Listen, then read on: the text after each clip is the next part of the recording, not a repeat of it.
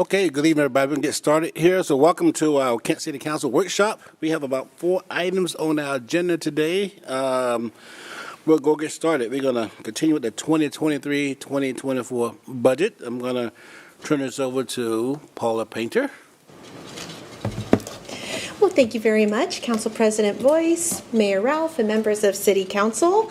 So tonight's workshop is going to hopefully be pretty quick related to our budget. We've already gone through several workshops already and kind of gone into depth with some of our questions that have come up. We do have a few more questions to share with you guys tonight and go over responses to those questions. But before we do want to bring your attention to an issue that arose with the 2023-24 proposed budget. Every department turns in requests, and their requests are either for additional dollars, something above and beyond what's already budgeted, or a brand new budget. In our IT department, they did submit for increased costs related to their subscriptions, IT maintenance subscription costs. Although it was great for our budget, we inadvertently overrode the increase in what they needed with just the increased amount. So what was originally in that baseline budget went away. So what we're going to be doing, you're going to see the packet come through, and it is going to have some corrections to it. The impact to the general fund is about $400,000 for 2023 and $500,000 for 2024. Because it's the IT fund, they support all departments. So it really hits all the departments. Everyone gets a share of whatever costs are out there. So depending on what the subscriptions were, those costs were then spread amongst the various funds. So all in all, you'll see about $2.5 million between the biennium, $1 million each year that has been impacted here. So when we come forward in November, on November 1st to the Operations Committee, you're going to see some adjusted budgets, and that's what that is going to be about. Could you explain that? I'm not too sure I'm following your chart. Maybe you can walk me through one of those? Yeah. Please. What was that? Is it in Central Services Fund? It is in a Central Services Fund, and the reason why it looks so large, the amount isn't as large as it looks. Sorry, I probably should clarify that. So the Central Services Fund is where the IT fund is at. So the IT fund we under budgeted them by $500,000. So we have to budget that in the IT fund. And then of course you have to budget again when you roll out everyone's share. So finance needs to pay their share of the costs.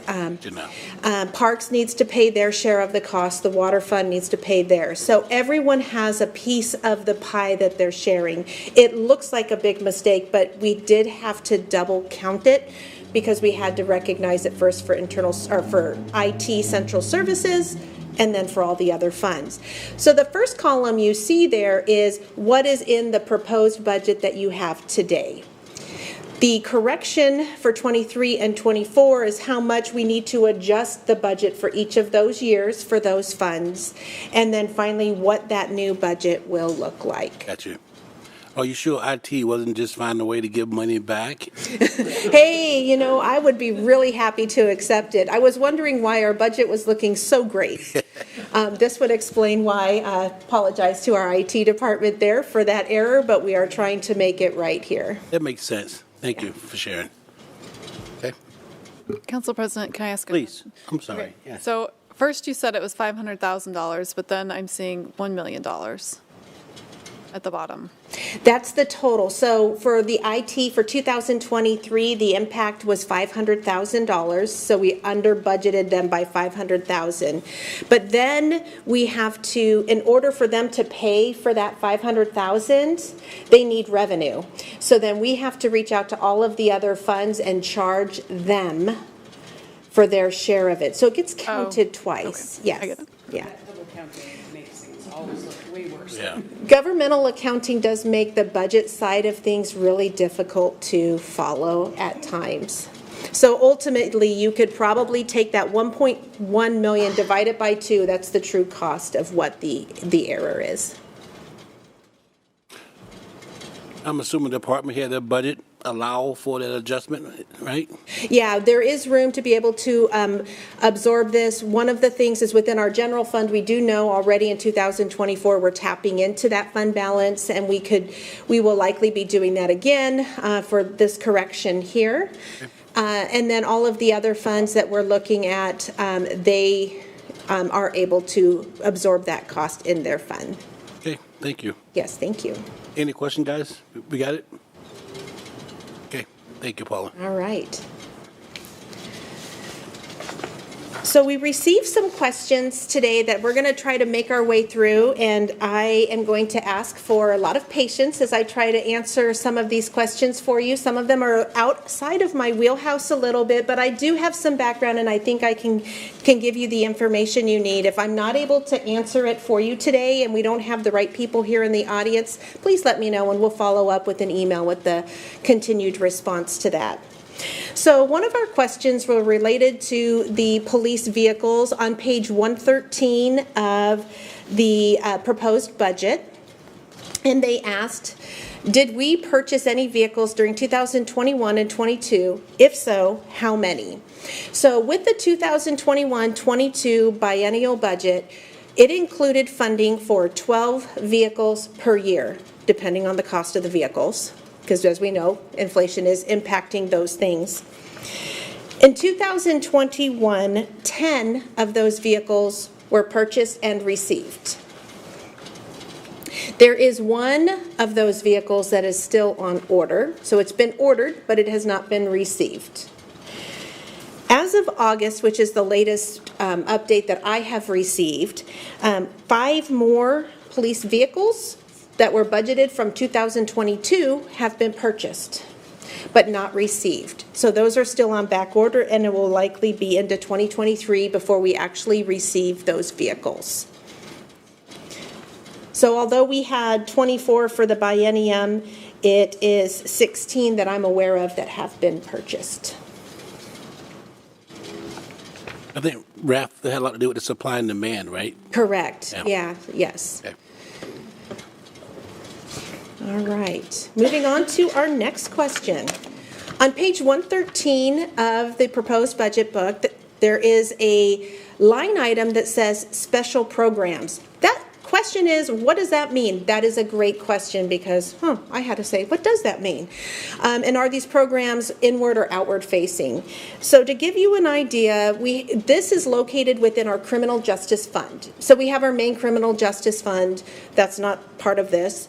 But pretty much everything else in that fund falls under this. So things that are near and dear to our heart, like the red light cameras, the school zone cameras, traffic school, the drug task force, all of those are what are considered special programs. So it's things that are funded out of our criminal justice fund that really just are not general policing that are going on there. All right, so question number 38, question number 38, affordable housing. On page 115, there's some discussion about affordable housing and what are we doing with this money. So 60% of the money is going towards going into a project for SKIP or something similar. Okay. So, and at this point, there really hasn't been anything done with that. That money is still sitting there. So we're just banking it at this point in time with that. 40% of the other money has been budgeted to be spent on things like the co-responder model, which is nearing about $1 million for a budget there. They haven't expended all of that, obviously for this year, but that budget is sitting there. And then also there's about $500,000 or more for human services, and they have expended some of those dollars. In 2021, they did start spending some of it for various human services programs, and but there is still money sitting there. So we do have that money there that is available to spend, and there is budgets related to both human services and that co-responder model. That money is designated for no particular item and it rolls over. Correct. It don't get Yes, utilized. they are in a fund that is strictly restricted for those uses, and so we can't tap into it for other things. Okay. All right. So question 39, on page 118, there is a line item that says ECD childcare. What is this funding for? That funding was originally budgeted as part of the 2022 mid-biennium budget adjustment. And that was for to be able to help increase the number of daycares that we had available in our community. So it wasn't to subsidize daycare, but it was able to help with those high upfront costs to be able to increase the number of daycares that we do have available within our community, because that seemed to be an area of need as we have gone through the pandemic.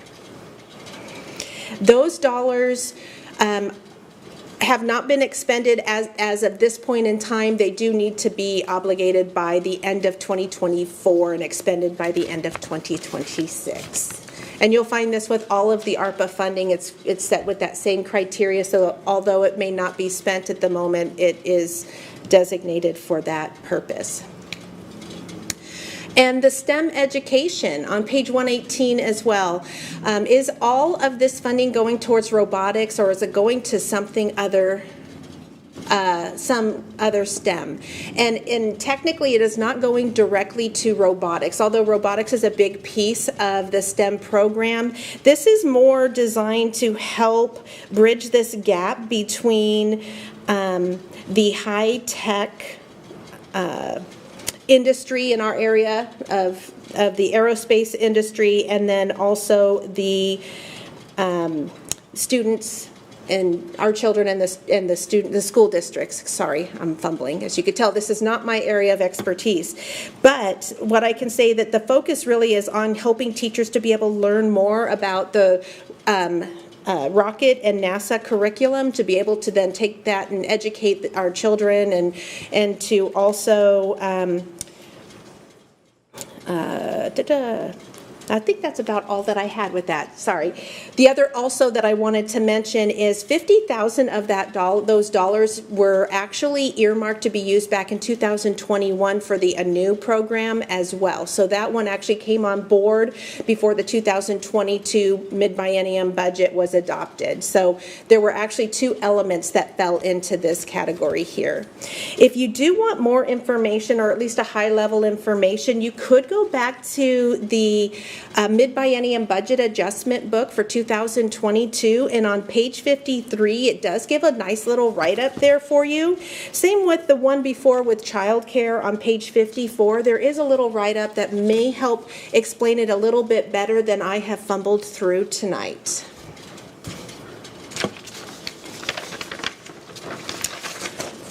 All right, question 41. Again, this is under the ARPA, another one of these items that were approved with the mid-biennium budget adjustment. And what is the status of the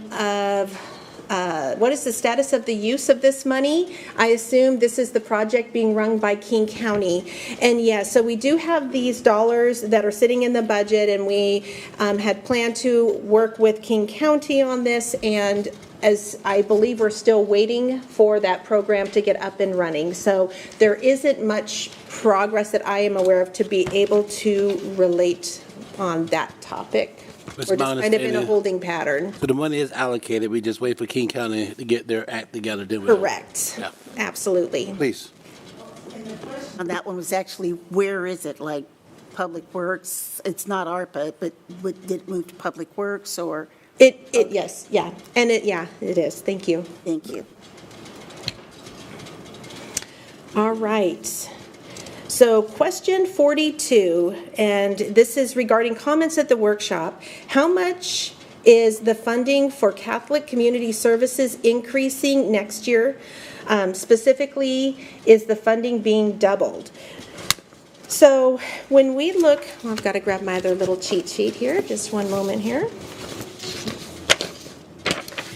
So when we are looking at the 2023-24 budget compared to the 2021-22 budget, in fact, if you'd like to see a line item by line item comparison, you could look at the two budgets. But really, we are expanding the funding by $55,000 each year with the expansion of Community Engagement Center, so additional dollars there. Additional $25,000 a year for Sacred Heart Shelter, and additional $50,000 a year for the Stability through Advocacy and Resources. So there are definite increases in the overall budget related to that, a total of $130,000 more than the prior year. So the second part, is it being double? Is that, do you know? It is being more than doubled, Double, okay. yes. Go ahead. Thank you. And for that, you answered the other parts, and you can, in this, in your speech, you definitely working on it. I was just wondering if it was specifically earmarked. Yes, yes, it is. And that was the end of the questions, unless you guys had any additional questions for me related to this year's budget. I just want to make sure, so the question, I don't, are we okay with the answers? Everybody feel good about the question and answer today? Okay, good. Are there any other questions for Paula and team? I just wanted to let Councilmember Fincher know that on page 169, it tells you what the programs are for CCS.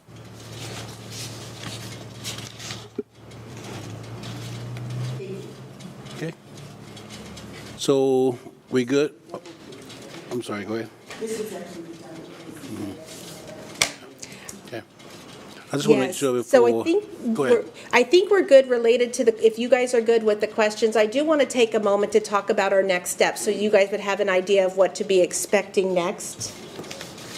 Okay. All right. And so on November 1st, we'll be coming forward to you guys at the Operations and Public Safety Committee meeting with the 2023 proposed budget ordinance, the property tax ordinance, the CIP, typical things you see with the budget.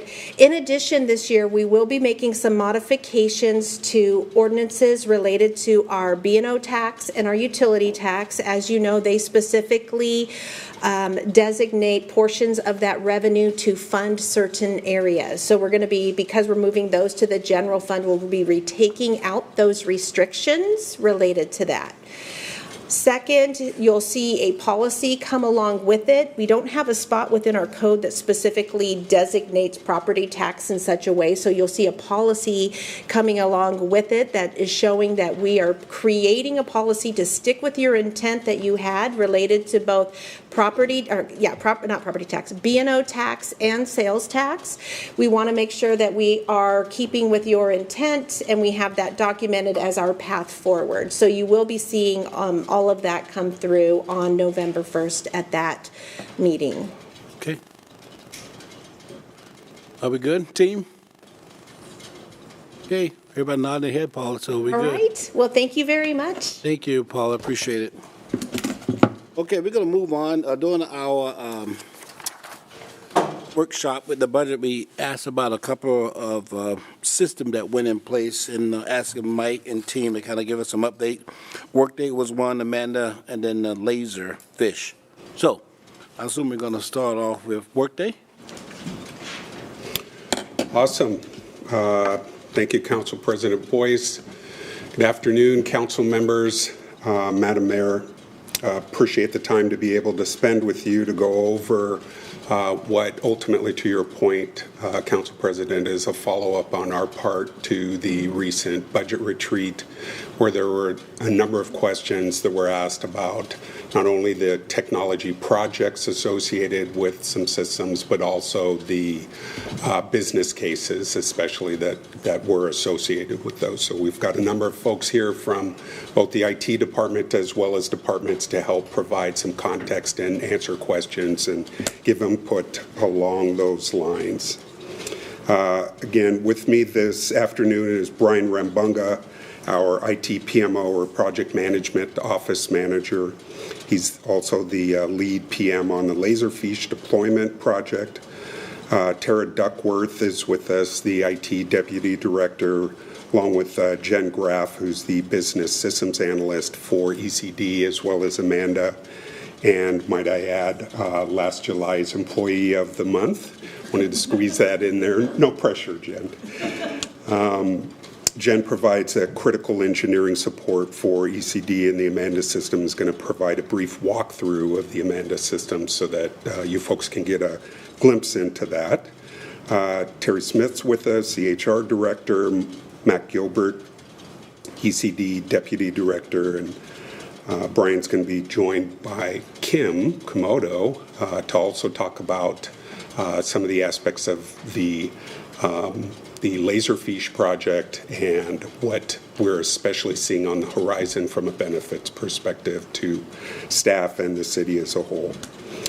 Real quickly, before we jump into updates, those are the projects that we're going to cover, and there's a couple slides that I wanted to go over with you to point out a couple of key points, especially from an IT perspective, as we go through these project updates. Want to set the table from both a partnership and sponsorship perspective. IT works real closely with the sponsoring departments for any given effort or endeavor. The structure for that work is really important and necessary for us to categorize in a certain way in order to be able to bring forward budget requests and to staff and resource projects appropriately. It's important to note that multi-year, multi-million-dollar projects are often at stake here, and those are typically from a deployment project, stabilization project, and an enhancement project standpoint, really important for setting the table for that next body of work that oftentimes needs to take place. The initiatives may or may not rise to a level of requiring a formal project. What you see here in the diagram is the initial deployment project that has what we often refer to as the MVP, or minimum viable product, that we look to deploy. We address high priority features that are dictated by the department and the subject matter experts and users within those departments. And we look to eradicate especially severity 1 and priority 1 bugs that are in the system. You folks have heard me say on a number of occasions where we fall prey to the same constraints that the Microsofts, Apples, and Googles of the world do. There are always bugs in the software, and it's really important to get especially the high priority ones removed before you both release that product as well as look to continue to enhance or build on that product. The next box that you see there is the stabilization project.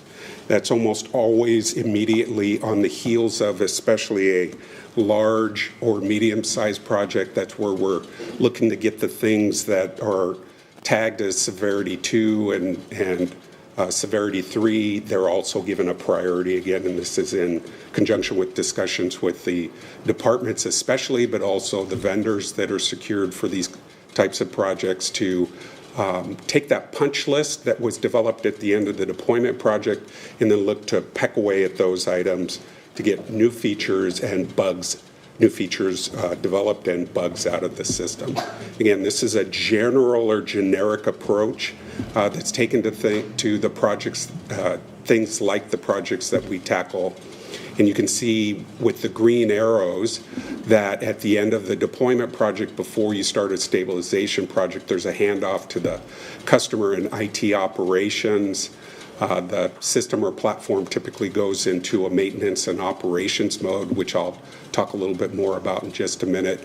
But you also see the celebration of the go-live, and that's non-alcoholic beverages that you see in the martini or champagne glasses at the top there. So it's typically a pretty exciting time for the departments and IT as their product goes live, but there's, as you can see by the diagram and might imagine, there's still quite a bit of work that needs to be done as we continue to move forward. So deploy, goes live, handoff.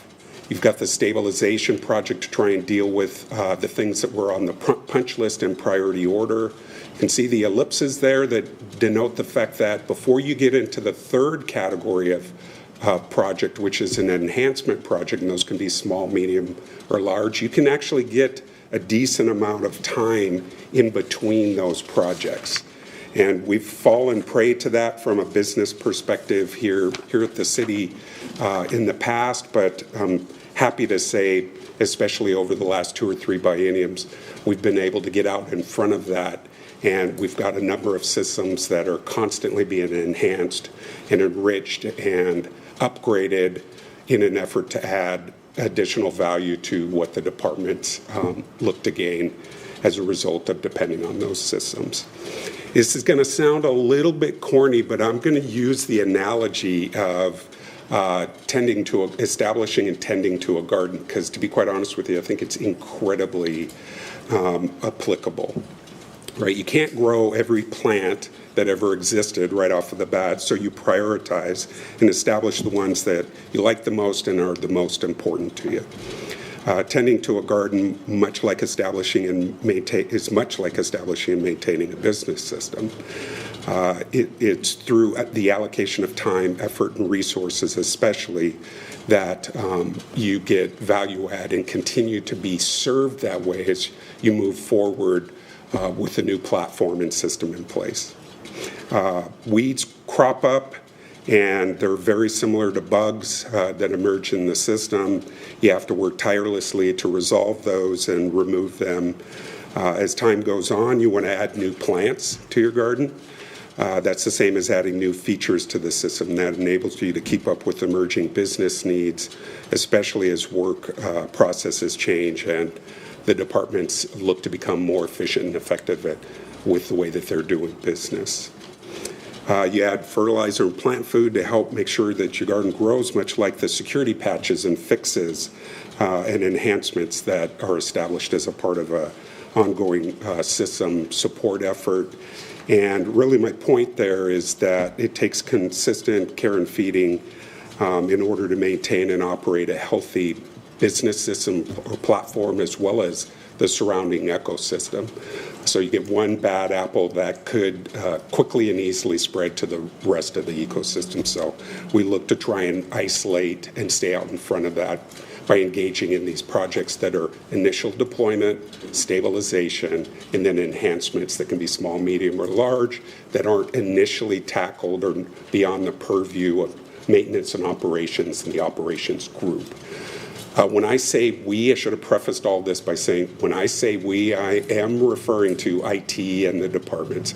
Hands down, the single most important component to a successful system deployment and maintenance and operations is a strong relationship between IT and the department. So it's not that IT throws up their hands and says, we're out once the product's deployed and handed over.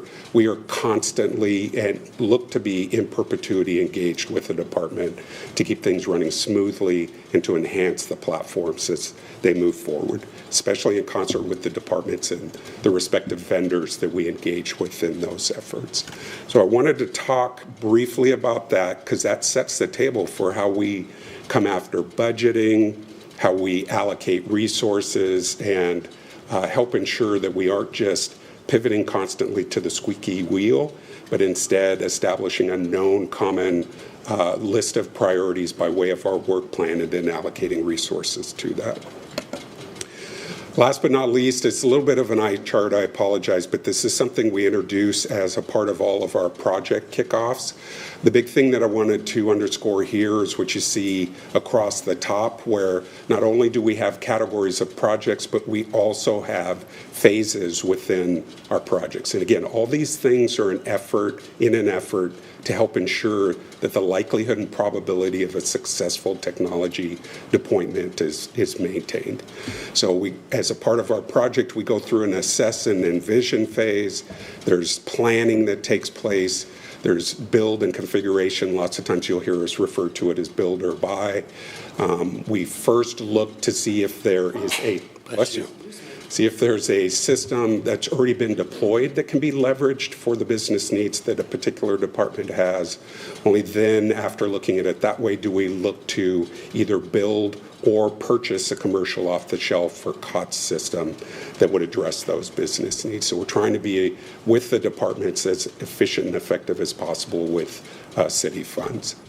Once we've gone through a build and or configuration phase, there's testing. You can see some iterative cycles. This is a basic, what's referred to as waterfall approach, but we can and are, as you'll find out from some of the report outs, adopting more progressive approaches to projects that have us iterating real quickly through things we refer to as sprints in order to get functionality out to the customer as quickly as possible so that they can lay eyes on it, lay hands on it, give feedback about how that may need to be tweaked or changed, and then we go through another cycle again. So we are a modern shop and a modern organization from a project process. Testing is arguably my favorite, and I would contend the most important phase of a project. A system is really only as good as the testing that's taken place, the quality of the deployment, and the underlying people and processes that that system is supposed to provide support for are also a major consideration where departments oftentimes will look to process improvement, aka lean activities, to make sure that they're conducting their business as best as possible. And then last but not least, again, you see the tie-in with maintenance and operations. So I wanted to share those with you because that sets the table again for projects. We've been having discussions in various meetings along those lines, and I thought this was a good opportunity to bring that up once again and try and provide some visuals to help set the topic, and any future discussions we can revert back to these if need be. So, Just curious, I think about 4 years ago you met with me. You had this big old spreadsheet with your work plan. yeah.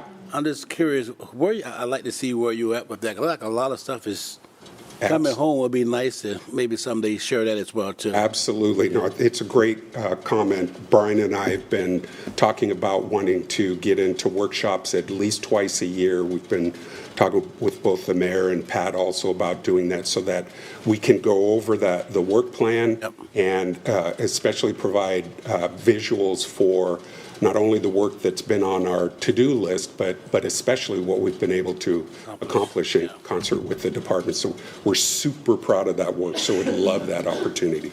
So thanks for that, Council President. We're going to have folks coming back and forth to the podium in order to go through the updates. I want to encourage folks to ask questions as we go along. We've got a Q&A slide at the end to help ensure that we try and provide some time for that. But we love questions as we go along, so please feel free. Okay, with that, go ahead and turn the floor over to Brian.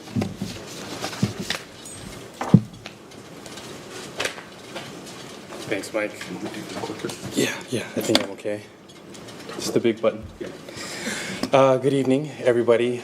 Brian Rambonga, your PMO manager in your Information Technology Department.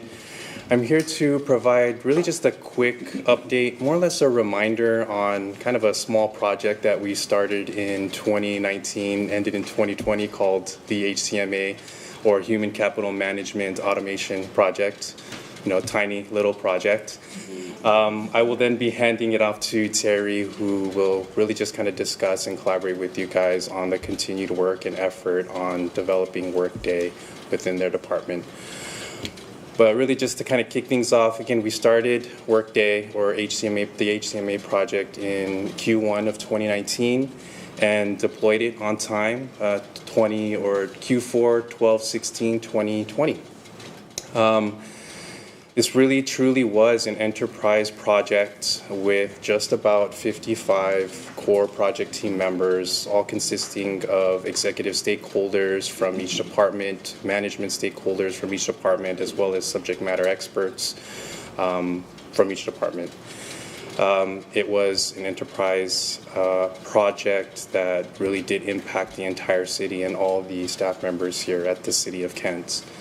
And really this slide just identifies some of that critical configuration and functionality that we had previously in JDE from an HR perspective and were performing manually, migrated all of that over into Workday. Okay. And to quickly identify some of the highlights from that deployment project, really just to iterate a couple off of the top of this slide. 90% were leveraging some best practices, all inclusive of single sign-on that we have through our Office 365 environment with Microsoft. 30 plus integrations. Some of the business systems that we currently integrate with Workday include Telestaff for our PD scheduling, NeoGov, JDE, Vitality, and various other benefit providers. 40 custom reports we had built and counting. I'm sure this report, or at least we've identified that number at the time that this project did close and end in 2020, so I'm sure there's more. Data conversion, a little over 200,000 records. 3,800 test cases that the entire project team had to go through, and those are just the test cases, knowing that IT goes through an iterative cycle of testing, really just rinse, washing, and repeating. Annette had mentioned that, Annette, who is the project manager of the HTMA project, mentioned that we can essentially triple that amount in terms of the amount of scenarios that various team members and subject matter experts had to actually get through to successfully test and successfully deploy Workday to our city. 3 parallel pay cycles. Also have an enterprise Workday SharePoint sites where HR and various members on the payroll finance team are able to interact with department liaisons to answer any questions regarding anything Workday related and or business process related. 30 job aids and counting. Again, we believe that's now over 70, where there are these just one-pagers that identify really just the how-tos on being able to function and work through Workday. Of course, we have the mobile app, which is widely used. Combined payroll steps, which we've reduced from 271 to about 100. 5 change orders that we worked through the project with the vendor CVS, all targeting a potentially paperless environment. So with that, I'll hand it over to Teri. Quick question. How many upgrades have you done since you implemented this here, Workday? Do you know? So we haven't done upgrades, but we do releases twice a year that could be considered an upgrade. So they're called release 1 and 2. So one is in April, one is in September. So those are pretty major enhancements that we go through twice a year. And there was very little customization when we implement Workday, right? So yeah, I'm actually going to speak to that. So that was a lesson learned from JDE. So the short answer is yes, no customizations, but we've configured. Yeah. A little nuance there. So, well, thank you for having me. I'm Teri Smith, HR Director. It's a pleasure, Mayor Ralph, Council President Boyce, and council members, to have this handoff from the IT department and to represent this kind of first time that we've had an enterprise-wide system is a cloud-based system. And so this is a collaboration between Finance Director Paula Painter and myself. Our 2 teams work in this program every day. So out of consideration and respect for the work she's been doing on the budget, I took this one on and ran. And so please feel free, Paula, to jump in if I overlook anything. So with regard to what Brian shared, innovation, one of our core values, moved us from, this is just a sampling of the paper that we left behind when we went to Workday. So it literally was somebody filled out a piece of paper, they got an approval, they sent it to HR did some data entry, and they handed off the paper to finance, and so there was a lot of paper, and then it had to be filed. And so we were good users of the triplicate form. So we went from this to now the employee life cycle is in the cloud. So it is now in the hands of the applicant from the very beginning. When they apply for a job here, they complete their part of their personal information. That doesn't have to be re-entered by anybody else. Department goes in and accepts their or sends off their employment offer. That's all done electronically, and then that kicks off the business processes for other steps that are done electronically. Things end up in people's email boxes. They click on the link, and it takes them to the next step in the process. So that has really shifted from all that paper you saw on the previous slide to a process that is in the cloud now and computerized, and technology is working well. It also means that some of the skills that we have had to shift a bit. So while we're HR practitioners and we know the HR work and the employee life cycle, we've introduced some new skill sets for technology and how we become subject matter experts, not only in HR, but how we make our system work for us.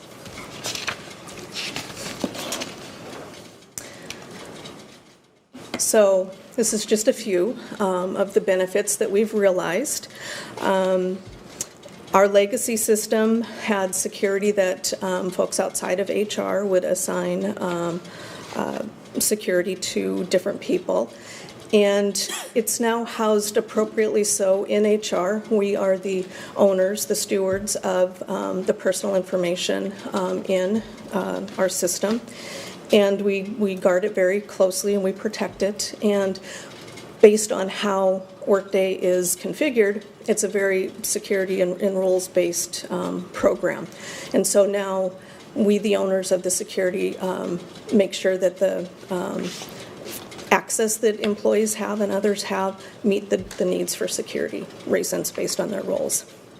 We're working on our governance model. We've kind of built it as we've been going along. We've got really enhanced auditing capabilities within Workday, from seeing who kicked off a business process, what step it is in the process, who's got that step in the process, to some minute and mundane things as to who opened that record, who clicked on that record, who changed that record, what time and what day did they do that. So a lot of auditing. It was mentioned by Mike or Brian that our training really got enhanced through this. Part of it had to do because of COVID and we were all remote, but we took advantage of technology and began to do training remotely. And we're kind of grassroots a little bit on our job aids, and so that provided employees an easy way to find information on how to navigate through the system without having to wait for somebody to get back to them with what might be a pretty quick question for them. It's created a cohesion between finance and HR. We communicate. This is part of our governance model. So we get together in a round table before every payroll. We also do this with the police department for telestaff integrations. And it just has created this synergy between the departments and all of the players. Segregation of duties, so that comes with the security. We've ensured that we've got checks and balances in place. You saw the slide about the paperless processes. We have much improved reporting through Workday, and that comes both in reports that people can run at their desk themselves without having to ask for somebody to run it for them. It also has dashboard capabilities. You can go into your homepage of Workday and click on a link, and it opens up a report, so you have some quick info. Brian mentioned we've had over 57,000 mobile logins. This was not something that was available through JDE. You had to be tethered to your desk and your computer at the city in order to get information from JDE. New automation, so we're with the E-Verify system for I-9 documentation. Background checks are now part of a business process, and that is a new feature that we started through Workday, is a really robust background check process. Mentioned earlier were integrations, and that could be ICMA or Mission Square is one of those. And so we send information from our system securely to their system, and it takes out the manual processing and opportunity for human error. And then Council President Boyce had mentioned about the upgrades. So what we do twice a year, and this was the lesson learned with JDE. We had customized JDE so much that it really made it difficult, if not impossible, at some point in its life cycle to accept any more enhancements or updates. And so at some point, you lose the functionality, some of the functionality and updates that come along with your program. A cloud-based system kind of forces you to accept their updates. And for that reason, we went away from the customization and we configure things. So the more complex or unusual, unique things that we have at the City of Kent, we configured within Workday. It still does require extra set of eyes to make sure that these major updates don't somehow tweak the customizations that we did. So we're very careful about ensuring that all of those work well. We test those to the point earlier.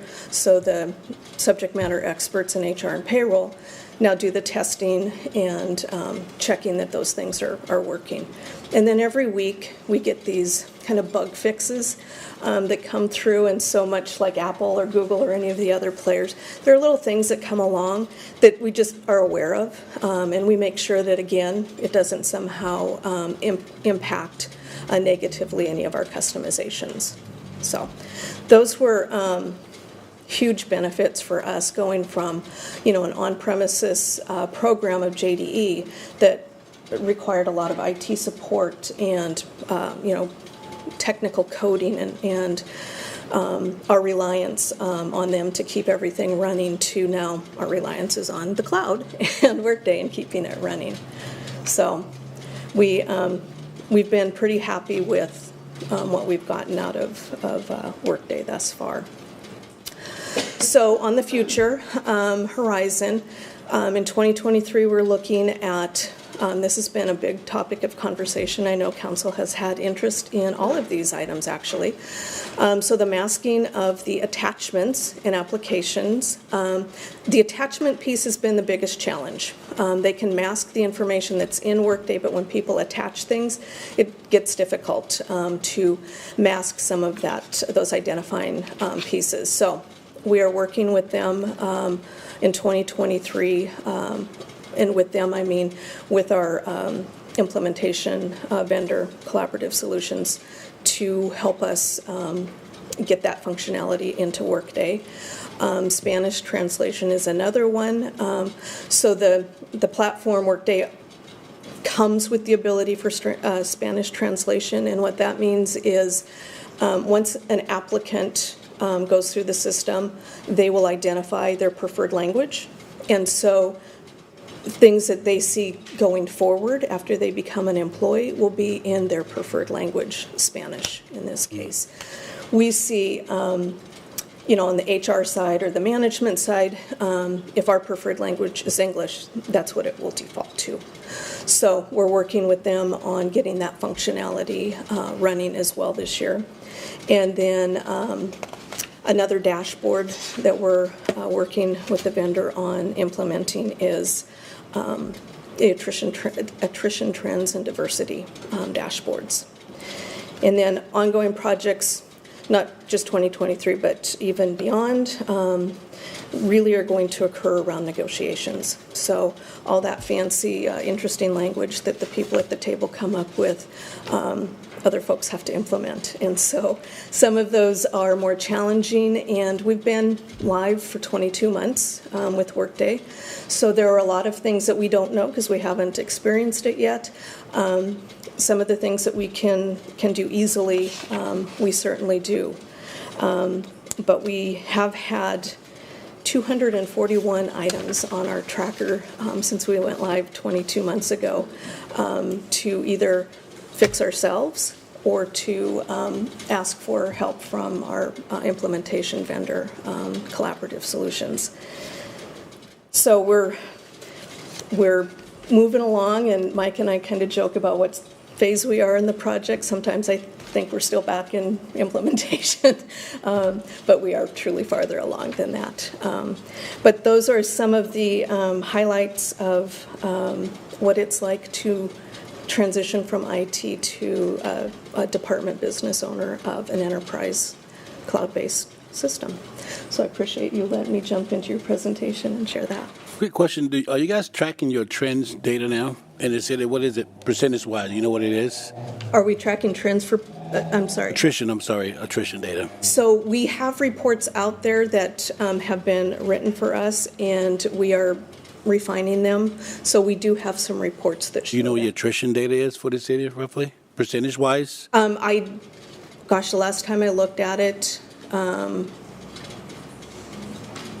going to give you a number that. That's okay. You give it to me later. But That's yes, okay. I do have that, yeah. And the other thing from your training, so as a new employee on my day one, is there certain training that a new employee have to take, and do you log into the system, so on? Yes, the training platform is probably the only thing that isn't in Workday, and we continue to use NeoGov for a training platform. So yeah, they do get tasks through the onboarding system that points them back to NeoGov for the training.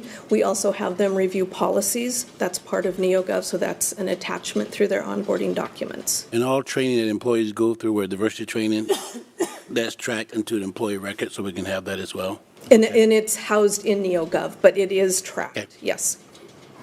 And we did make the decision when we went with Workday to stay with NeoGov for their training platform because they're a public sector-based company. And so their training is already reviewed for a public sector group of employees, and that really takes a lot of the work off of staff to go through thousands and thousands of training to find the right ones. So their platform's been working. It integrates. We do update it through one of the integrations from Workday on a weekly basis with employee data. Thank you. And I'll get you the answer on the attrition. Thank you. Thank you. It must be good. And Paula, Marley don't have any questions, so we must be doing well. So. I'm so sorry. I just wrote down a few very impressive facts. Okay, thank you. Well, click. There we go. Mayor Ralph, Council President Boyce, members. I'm Tara Duckworth. I'm the Deputy Director of IT, and I'm here to share a little bit about Amanda with you. It is our permitting and work order management system that replaces our Kiva application. Kiva does online permitting for residential and commercial and land use and our utility permitting and more. And we purchased Amanda approximately 3 years ago and started to implement that. It was a $2.2 million effort. We went through a vendor selection process. It was very highly rated. It is highly rated. Excuse me. And it's currently used by Bellevue, Portland, and Snohomish County. And I've recently talked with Bellevue about their implementation, so we continue to work a little bit with these other jurisdictions to make sure we're following best practices and doing things in the most efficient way possible. In October 18th, we loved last year, so today's October 18th, so we're hitting our 1 year anniversary, celebrating 1 year. We launched our minimum viable product, and that was our single family resident permit for new construction.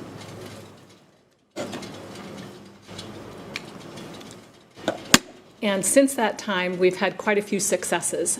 The fee update process went from days to minutes. This is something that the ECD department needs to do, required tons of Excel spreadsheets and a lot of work that had to be done at the end of the year. And that's gone down to just a few minutes in order to do that through Amanda. The staff time to process intake is also reduced by 40%, intake for the new residential family permits. Also, our customers now use 60% fewer systems to submit applications. So we were having them use mail and phone and a system called QList to get in line, and OneDrive and our city website.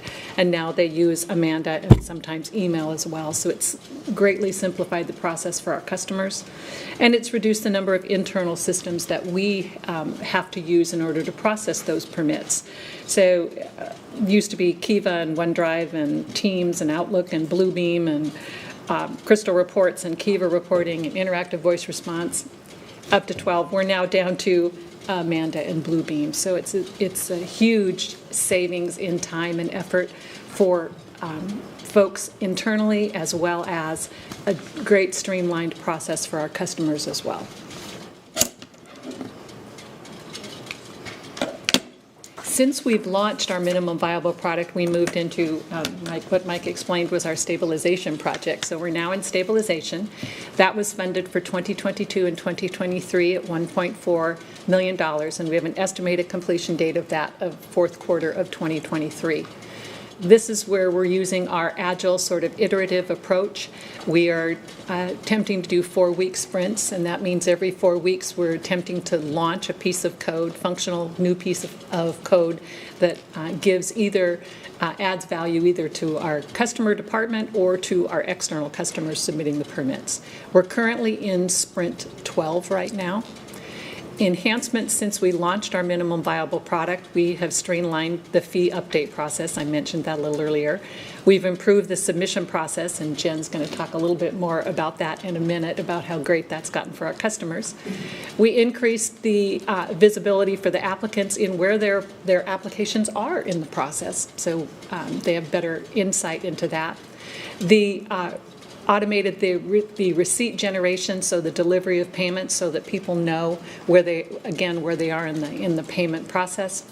The inspection scheduling and results has moved to real time. The plan review process has been streamlined again, and we created the permit revision capability so you can go in and change what you had submitted. And since then, we initially launched with residential new, and we've added in the residential additions and alterations. So we'll continue to add new functionality as we go through the Amanda stabilization process and new permit types. There's Jen. She's going to share with you more about how that process is working for our customers. Hello, everybody. First timer. Today I'll be showing you some of the capabilities we now have with the Amanda permit portal. So for customers, Amanda's accessed using our already existing single sign-on portal. This is something, we use this for B&O and I cannot remember. Thank you, business license. Not my projects, sorry. One of the best things about the Amanda portal is that it's accessible when the customers are. This can be days, nights, weekends. They don't have to wait for an appointment with our permit center. As soon as they're ready to submit, they're more than welcome to log on and go ahead and submit. Once they have used it a couple of times, they will find that their submissions are easy to find. Today's world, you have to kind of look through a PDF of what's gone through in Kiva. In the future, they'll be able to look at their submissions easily on their portal. They can search. There's a handy-dandy search bar up there. Those are in order of time they were submitted. So the most recent will be up at the top. We also have the application status in real time. So regardless of what status the application is in, they will be able to see immediately right there on that front page. They will not have to go digging for anything. Beyond that, we have all of their application information in one location. So for each application that they submit, they have a detail button located over on the right side there where they can go and see their entire submission, all of their documents, all of the steps that they have completed, and where, like, more detailed information about that process. So this all boils down to a very improved application process for our customers, because permits are surprisingly very, very difficult. I have learned a tremendous amount, I tell you, in this process. So this process has really improved for our customers, our external customers, because they see the steps before they even begin. They can see what's coming. They see what they need to do. We walk through as much as we possibly can. So that progress bar actually does go along depending on where they are in the actual process of the application itself, of submission. They can save their applications for later. If for some reason they don't have all of the information that they thought they needed, or they thought they had, or as it turns out there's more information that we need from them they weren't aware of for some strange reason, they can save it, come back later. Perhaps they need more information from their contractor or their architect. That's an available option that they can come back and finish it at their leisure. From there, we have document management. So all of the documents that are related to the permit are located on this folder or on this portal. They can download them. They can see what they've even submitted to us. They will access when we have markups that are made for, changing things or making adjustments. All of those are available on their portal. We do not have to email those back and forth any longer. They are just available, again, at the customer's leisure whenever they feel like they need to get around to it. Beyond that, we also have the ability to make online payments. This is new for permitting and awesome. People can go in and they can see line items. As you can see, each fee is listed out exactly what it is and the amount. And then they can select a bill, and down at the bottom they can pay for the selected fees. That integrates with OrbiPay, our online bill pay system. So it is real time. As soon as you click the button and you pay, it's paid. And one of our newer enhancements was that we also have the system sending an automated receipt now with your payment, with all of the details on it. So the fee details, to be more clear, on the page, and that's sent automatically. We don't actually have to do that at all. Another bonus thing is that once you get your permit, all your documents are still on that portal, so you can the customers will download them, all of their plans, their permit documents, everything. They pull them out of the portal, and then they can go ahead and manage their inspections once the building has been commenced or in the works. Instead of today, where they have to call into our IVR line and they have to know kind of the IVR code that they're looking for, here you just scroll through a couple of pages and click a button. That's a pretty darn big deal. The next page after this inspection page specifically it's just a date, and then you provide whatever details you need for the inspector, and then ta-da, they show up on your site. So I want to say that the portal is only it's one small piece of all of the development work we've been doing over the last several years, definitely since the last year when we went live. We've been working through this really diligently to improve the experience, not only for our customers out in the public, but also for our staff, trying to build efficiencies where we can, and there's a lot more to come still. So that's just the portal that we talked. Up next, Matt is going to talk about how Amanda is going from the business side. Good evening. I want to say, I'm Matt Gilbert, ECD Deputy Director, and I want to say thank you to Jen and to the whole IT crew. Jen is one of two people we interact with basically daily on the rollout of Amanda. We have a coding professional named Eva Bugarek, who works remotely but works very closely to build the guts of this system in the way that serves us and our customers. And every time I kind of wade into the weeds with them, I'm astounded at how much work it is. So thank you. And I'll also say we have dedicated, well, not dedicated, but we have staff in ECD who work regularly with them to test their work to make sure that it works before we roll it out to the public. So, I have one slide, but I have more thoughts. So read it if you'd like. But Amanda, I'll go over it a little bit more, is replacing Kiva, our existing tracking system, which, as you know, is highly manual.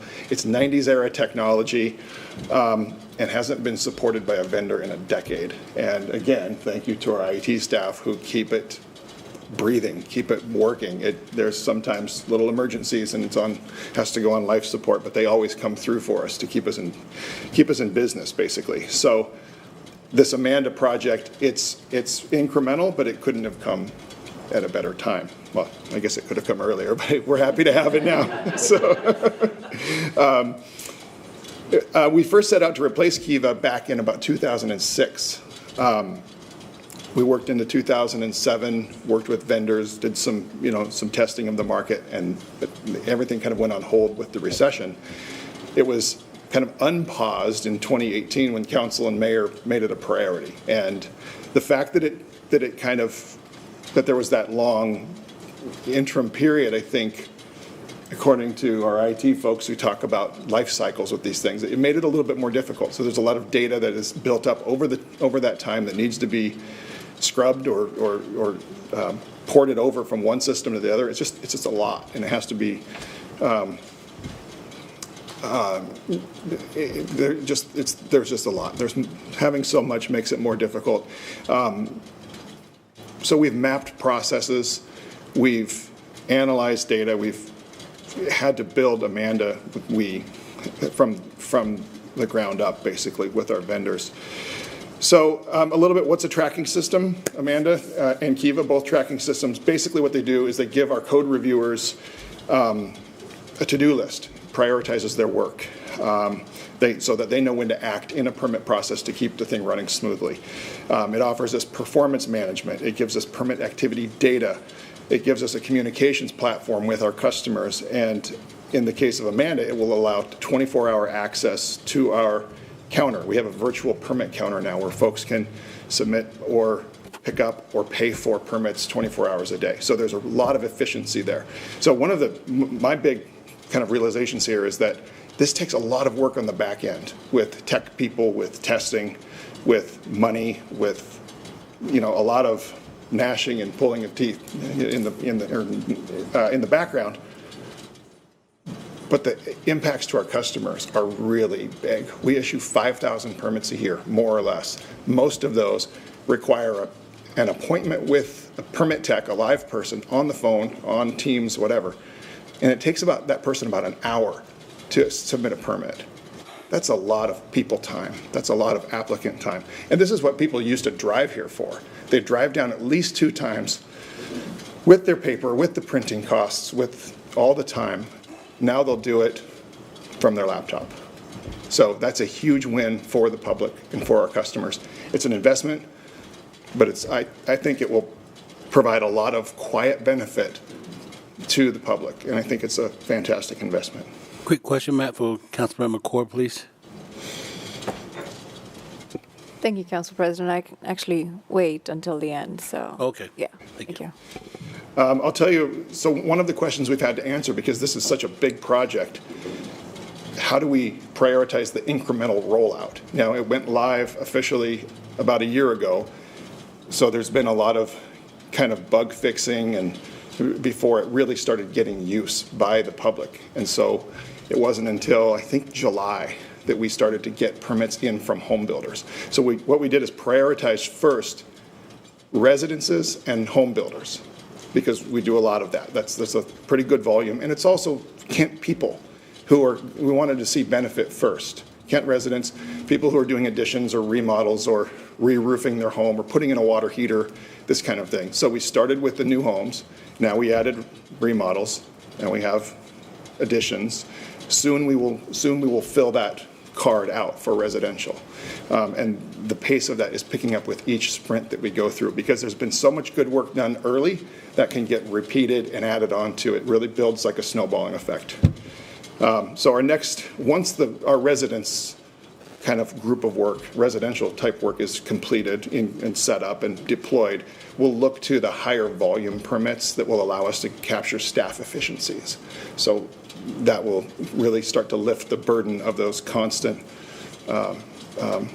appointments and the manual elements of Kiva.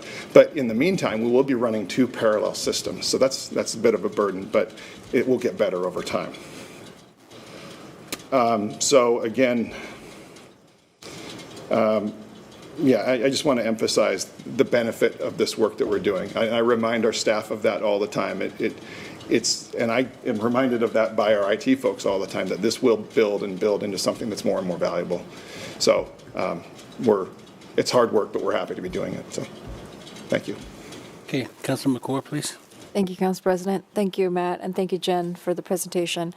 Couple of questions. First one, this is long overdue and much needed for our community, but when they submit a permit and its status changes from like pending or denied or whatever, does the customer get an email from us, or do they have to log in every time to look for that information? I haven't used it myself, so I can't answer that off the top. Jen, do you know? Oh, yeah. She knows more than she ever wanted to. That's absolutely true. So no, right now we don't have the system sending an email at the change of the status for, in Amanda they're called folders as opposed to permits. And that is because it encapsulates from the application all the way through the very end process, right? It's the whole thing. It's not just the permit piece. So no, currently we don't have emails configured in that way. Sometimes the status can change really quickly, and we'd be bombarding people with emails.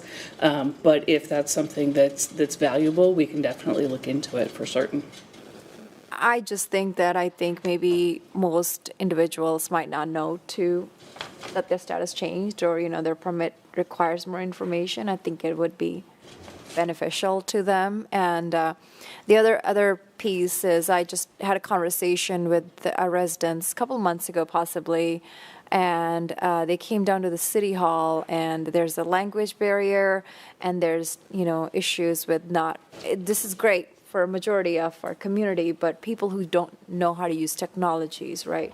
They still need help, and they were told to go back home and submit the permit online, and it's kind of something maybe we need to look at, how to serve those customers as well without kind of sending them back home and then doing this process again. I think, we're doing a great job, and I think we just need to keep that in mind. So thank you. I did want to just clarify one small piece. When there's something that is needed from the applicant, they do receive an email. It's simply when it moves from perhaps, resubmitted to being reviewed, they aren't notified about something like that. We're doing that work inside, and we are notified. Well, they are notified, but the applicant is not in that situation. But anytime we need more information from the customer, they're absolutely notified. Are we still running both systems, Kiva, Dual? And how long are you going to be doing that? Until Amanda is fully functional, until all of the activities that happen within Kiva are then ported over to Amanda. But each one of those requires, basically, we're talking today, there's an architecture that needs to, there's a building effort within the system, within the Amanda system, that needs to be recreated from Kiva. But the two technologies are so different that they don't just port right over. You have to manually go in and re-engineer every little decision point. Every click that the customer makes when they're submitting that permit needs to be engineered. Every step in the process needs to be engineered. And so that's what takes the time, because we have hundreds of different types of permits, different work that gets done that requires different information, that requires different processes, different city folks to be engaged with. So you can imagine that mapping every one of those and then coding it into a new system is very time consuming, requires a lot of Do you have a timeline though? Well, our current aim is for the end of 2023 Okay. to have all of that work. Now, we have about 20 folders, they're called, 20 sort of categories of permit work that we need to be doing. We've got the first one done. The first one's taken 9 or 10 months. Well, actually, the first of 20 isn't done. The first of 20 is partially done. But as I was saying, the work that's gone into that is a lot of common work that will be used over and over again that will contribute to the snowballing effect. And you know, we hope to be complete by the end of 2023. You know, that's why we're having to prioritize certain types of work so we can push out the greatest benefit to our customers soonest. I think I employee of the month probably can get it done a lot quicker than that. So She deserves it. yeah, I got my money on her, Matt. Okay. Okay. Council Member Michelle, followed by Lorimer, please. Thank you, Council President. My question is similar to Councilmember Coors. I'm wondering if someone brings you all those paper documents, is there someone available to input all that into the system for them? Currently, no. And as we, you know, through COVID, at the beginning of COVID, we went paperless very quickly. And so what we do sometimes is direct folks to scan, to go, you know, where to go to scan documents and put them on a thumb drive or just email them to us or you know, port them up into our system. But especially with, you know, our permit center staff can explain that. A lot of our professional applicants are used to the electronic documents. That's just kind of the norm in the permitting world across the region. But for folks that are less sophisticated, usually they're working with a contractor who knows. But if we did get someone who walked in with, you know, hand-drawn paperwork for their deck, we would help them get that scanned. It's very rare, but we do. And to address Councilmember Kaur's comment, we're just getting started with Amanda. We've taken in 53 home permits now, and that will build. But what I think a solution to your concern would be to have a workstation on city, you know, in our permit center where we can sit down and help folks that need the help navigating that. Also, the permitting, the portal, the citizen portal, or the resident portal, applicant portal, we're trying to make it as intuitive as possible. It's just step by step, without, you know, we're trying to strip it of as much jargon as we can and make it as easy as possible. Okay, Councilman Lumber. So a couple of questions, probably maybe a little bit more on the technology side. Is the portal UI translated? I mean, obviously you can translate through your browser, but does that translate the UI? Does it translate like Google Translate type thing? Yeah, but I mean, like the button labels and stuff that people would be using, is that translated? I don't actually know. I will be happy to find that out for you. Okay. Ask our developer first thing in the morning. Okay. And then second question is talking about all the different processes that need to be mapped between the old system and the new. Is every step that we do that much different than the other cities that are using it? And is there any benefit? Do they have any type of template, you know, process templates we could borrow and that would reduce the amount of labor and time we have to put into mapping? Matt says he can help with that. Go ahead. I'll say, well, I don't, no, the answer is no. There are certain similarities, and part of having a coding expert like we do in that we have working on this is that she has worked in other jurisdictions. She understands there are similarities. Okay. You know, something comes in, it gets distributed to a number of people, it comes back together, it goes out the door. That at the high level doesn't really capture the complexities that each different jurisdiction will have. You know, there's just little decisions that get made about who needs to see what and when that make these things unique enough that they have to be customized. Now, a lot of our processes basically work the same, and so once we get the first one done, which we have, it's a template. We've basically built our own template. Now, it's not perfect, and there's nuances and wrinkles, but we'll use it over and over and over, which is why we're excited to get the first done and to see how fast we can start to gather momentum. Okay, great. Thank you.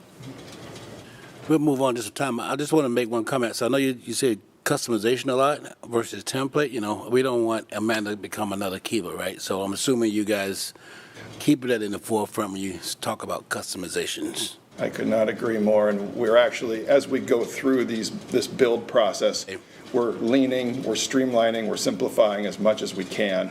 And I think what we'll do is sort of see that level of customization shrink a little bit, so we're getting down to like the real essence of what we need. See Mike writing notes down, so we good. Okay, thank you. Appreciate it. Have a good night.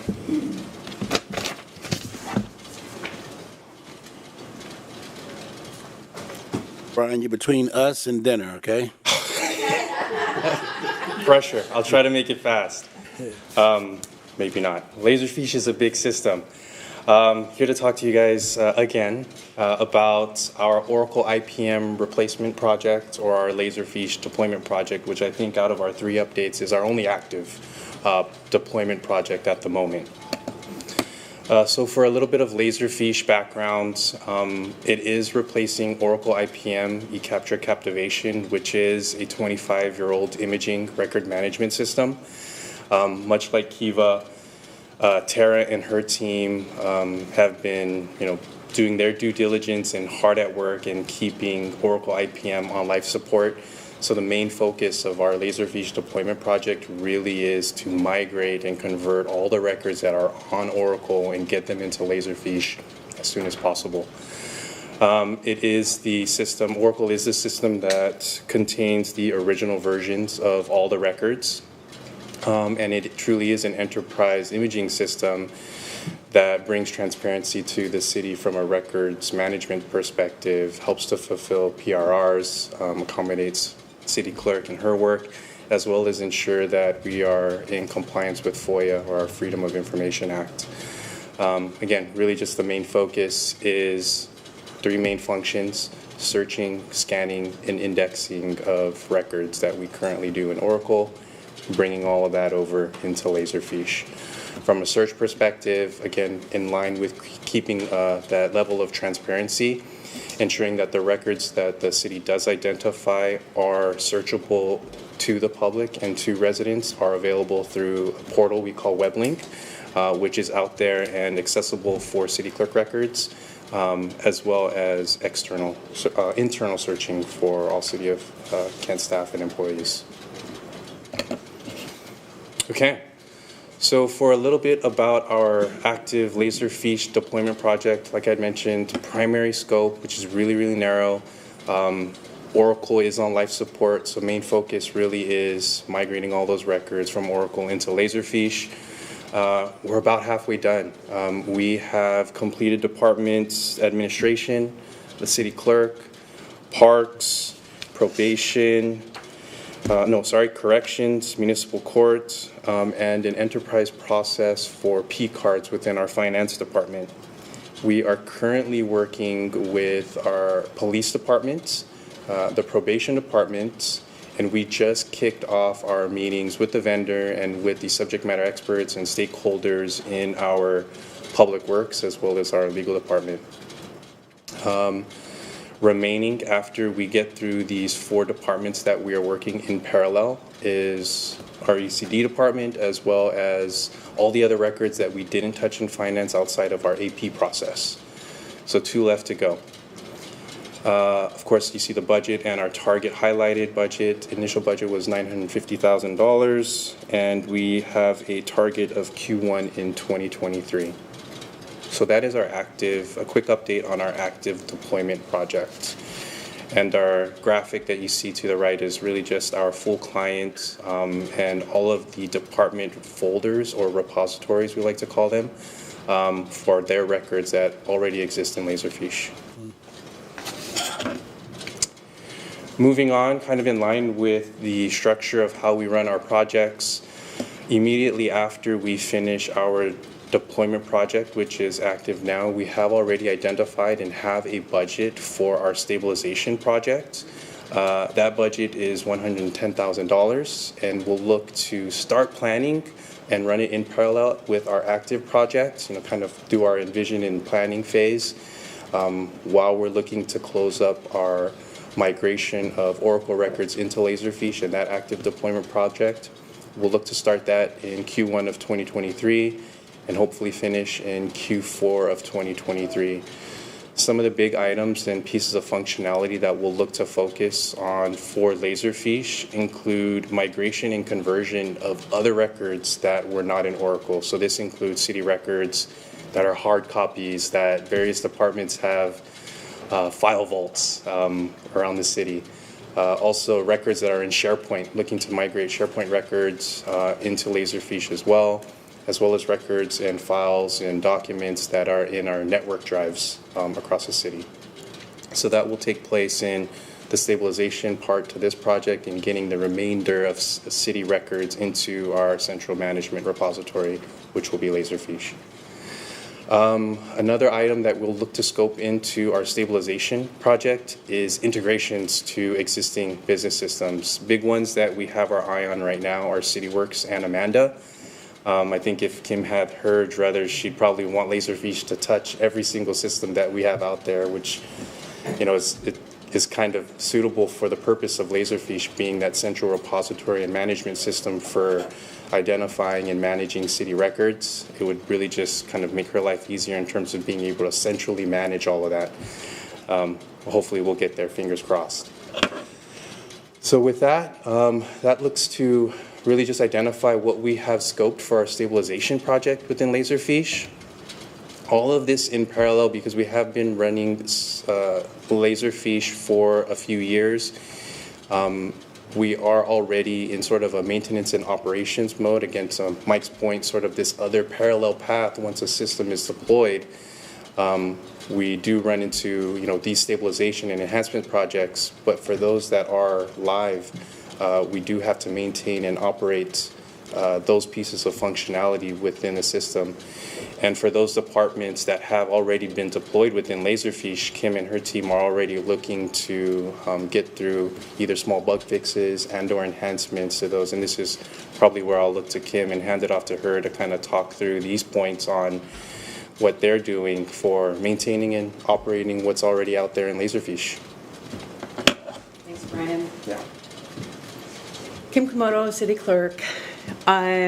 This is a huge project that has a lot of wonderful capabilities to it. For me, getting all the records into a program where then I can manage the retention of it with all automation is an amazing thought. Currently, to get records into Oracle, you have to scan them in. There's no way to drag and drop them in. So if it comes in electronic, you have to print it and then scan it. So now Laserfiche has the capability of dragging and dropping or scanning right into the system. We have deployed completely the municipal court, and they are already asking for enhancements. They want to be able to build some forms so that the public can go online, fill out a form for maybe a hearing or something, and then that's automatically workflowed through email to people, and then the end form goes into Laserfiche. So as we deploy it to departments and they start using the functions, they start asking for more enhancements. So we're trying to streamline that, but we have a great team and a great IT team working with us right now. So we're finding that departments have now their own experts, the system experts. So we've got people at the court that are able to build a form on their own. So this is creating a whole nother level of expertise for staff. In my department, I have, not only I'm the expert on the system, but I have another staff member that is there to assist other people with training and fixing things and coming up with best practices. So it is growing in the work that it generates, but it's definitely making our life a lot easier. And this system is a system that if the record qualifies for scanning and tossing, we can do that.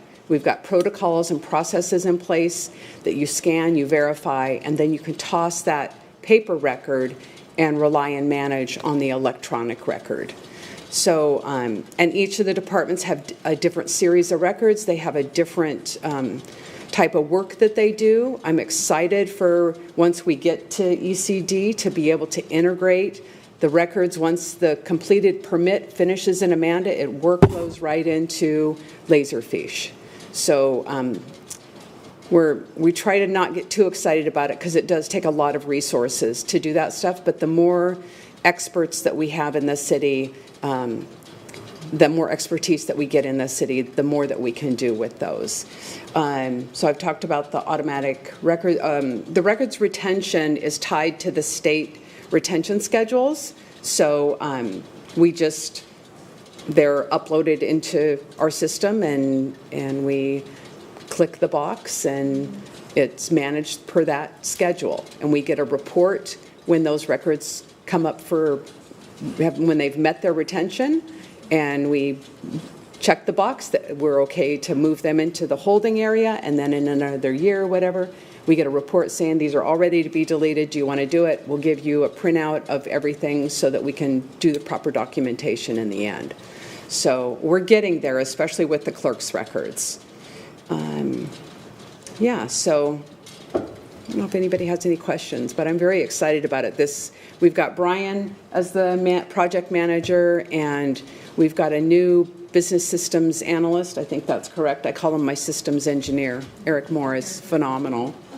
And we have a great team with our vendor who is all about training us so that we can manage the system on our own. And we're getting there very quickly.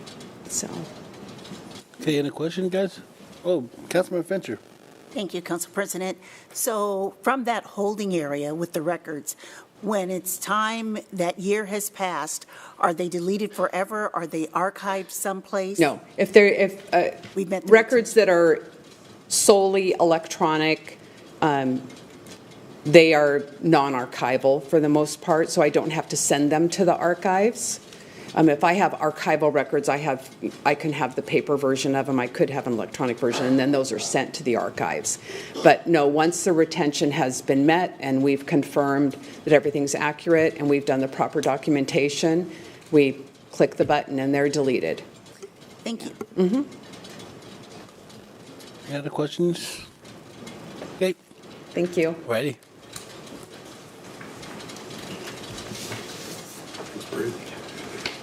I know we're up against time. I was glad that folks had a chance to ask questions along the way, and that's our preferred mode of operation, especially as we're in the context of the moment. So again, great questions, appreciate those. I want to thank all the participants from today. Again, we are super proud of the work that's going on in partnership with the department, so we relish these opportunities to be able to share those things with you and look forward to doing the same in the future. Mike, thanks to you and your team. I know during our workshop, we made a huge investment in some of these here systems here. I think at the end of the day, we're proud of that. We just kind of want to get an update, see how things are going, and sound like things are going extremely well. Still a little more work to be done, but definitely heading in the right direction. So thanks to you and the team and the directors for just kind of updating us with this huge investment we made. So thank you. Our pleasure. Thank you. Okay. All right, team, we're going to adjourn until 7 o'clock. Thank you.